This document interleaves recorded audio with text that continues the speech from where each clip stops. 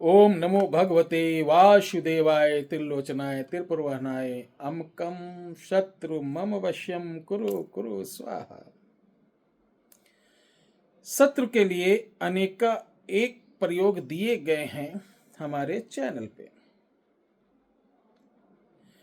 और हम आपसे इस तरीके से भी बात नहीं करते हैं, ना इस कैरेक्टर में बैठते हैं कि बाबा हैं, बहुत बड़े यूट्यूबर हैं, बहुत बड़े मैं जानकार हूँ, बहुत बड़ा विद्वान हूँ, आपकी समस्या चुटकियों में मैं हल कर दूंगा।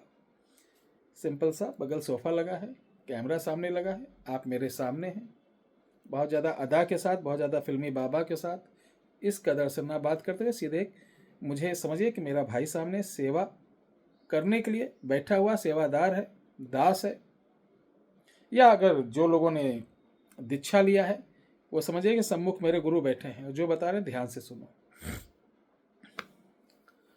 आज जो मैं बताने जा रहा हूं, यूट्यूब, गूगल पे, जितने भी सोशल मीडिया प्लेटफॉर्म में सर्च कर लेना। जब से सोशल मीडिया का जन्म हुआ है, किसी ने ना बताया होगा ना कहीं लिखा हुआ आप प्राप्त कर सकते हैं। इसकी लेखनी लेखक या आप इसको कहीं होता नहीं किसी बुक में भी नहीं पाएंगे, क्योंकि इसको बोलते हैं जोगनी विद्या। जोगनी का रोना ना बहुत बड़ा खतरनाक होता है। जोगी एक जात भी होती है, जैसे फकीर होती है, मंगता होते हैं, बंजारे होते हैं, जोगी भी होते हैं, वो भी मांगते हैं। तो जोगी में भी उनका परिवार रहता है। तो ये विद्या जब मुझे मिली तो इसको हमने कहा भाई ये तो बड़ी खतरनाक है। ठीक है, चूंकि एक लोग हमारे जानकार थे, उनको इस चीज की समस्या बहुत थी कि उनके शत्रु लोग उनके पीछे पड़े हुए थे, उनको तंग करते थे, उनका जमीन ले लिए थे, जायदाद ले लिए थे, और 2 बच्चे थे उनके भी पीछे पड़े हुए थे। तो मुझे याद आया कि ये तो बहुत अच्छी बात है अगर इसका प्रयोग इन लोगों के दुष्ट जो लोग हैं इनके ऊपर किया जाए।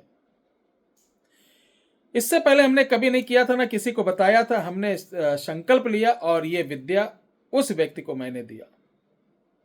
वो बोला ये सब तो ठीक है, लेकिन मैं रोऊंगा कैसे? क्योंकि इसमें विशेषता यह है कि आपको रोते हुए मंत्र पढ़ना है। रोते हुए जो आंसू आएंगे उनको एक रुई पे लेना है। तुमने कहा पंडित जी ये तो मुझसे नहीं होगा। हमने कहा ये नहीं होगा तो जिंदगी में कुछ नहीं कर पाओगे। तो कहा चलो ठीक मैं करता हूं। वो किया, उसका रिजल्ट उसको तुरंत देखने को मिला। और जब देखने को मिला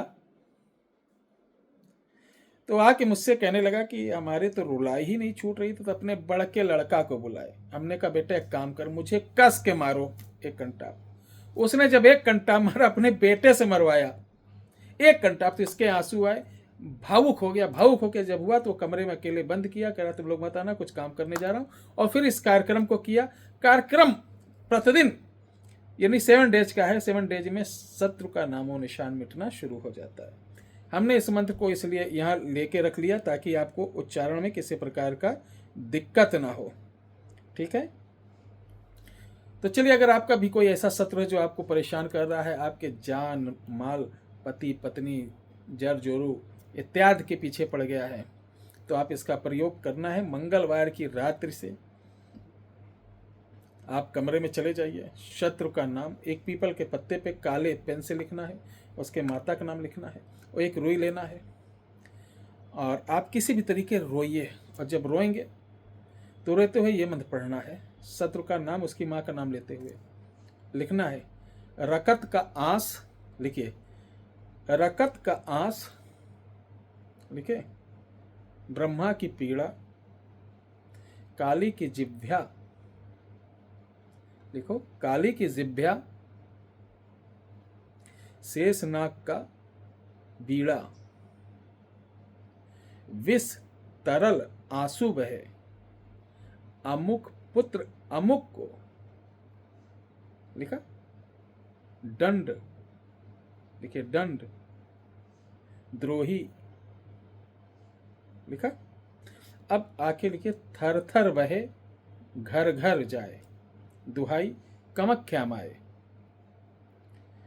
इसी को आपको कोई टाइमिंग नहीं, जब तक का आपके आंसू गिरते रहे पढ़ने वाले, कम से कम आधा घंटा होता है, 15-20 मिनट रोएंगे और आंसू जो गिरे रुई में पहुँचना और थोड़ा थोड़ा पहुँच के उसी पत्ते पर रखते जाना। और इस मंत्र को अगर आप 108 बार पढ़ लेते हैं तो ऑल दी बेस्ट। और थोड़े थोड़े रुई के आंसू उस पत्ते पर रखकर जब हो जाए तो पत्ते को उठाना, रुई सहित नीले धागे से बांध कर ले जाना शत्रु के घर के आसपास, दूर जैसे दिखाई देता उन्हीं के घर के तरफ देखते हुए लाइटर से या कपूर रखकर जला देना। ये 7 दिन करो, शत्रु का